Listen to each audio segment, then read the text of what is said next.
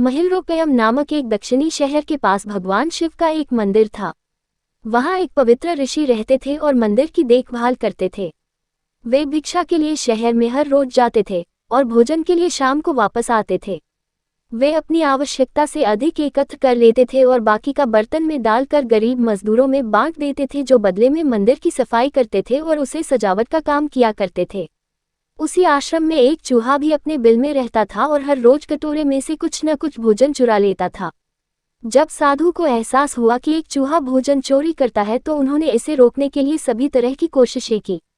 उन्होंने कटोरे को काफी ऊंचाई पर रखा ताकि चूहा वहां तक पहुंच न सके, और यहाँ तक कि एक छड़ी के साथ चूहे को मार भगाने की भी कोशिश की, लेकिन चूहा किसी भी तरह कटोरे तक पहुंचने का रास्ता ढूंढ लेता और कुछ भोजन चुरा लेता था।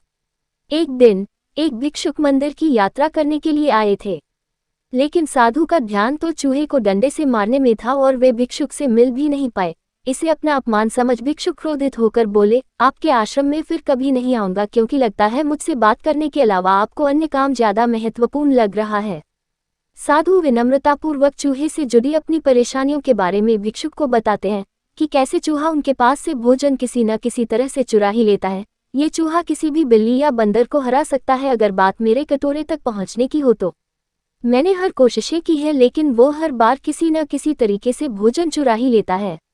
भिक्षुक ने साधु की परेशानियों को समझा और सलाह दी, चूहे में इतनी शक्ति, आत्मविश्वास और चंचलता के पीछे अवश्य ही कुछ न कुछ कारण होगा। मुझे यकीन है कि इसने बहुत सारा भोजन जमा कर रखा होगा और यही कारण है कि चूहा अपने आप को बड़ा महसूस करता है और इसी से उसे ऊंचा कूदने की शक्ति मिलती है। चूहा जानता है कि उसके पास कुछ खोने के लिए नहीं है, इसलिए वो डरता नहीं है। इस प्रकार साधु और भिक्षुक निष्कर्ष निकालते हैं कि अगर वे चूहे के बिल तक पहुंचने में सफल होते हैं तो वे चूहे के भोजन के भंडार तक पहुंचने में सक्षम हो जाएंगे। उन्होंने फैसला किया कि अगली सुबह वो चूहे का पीछा करेंगे और उसके बिल तक पहुंच जाएंगे।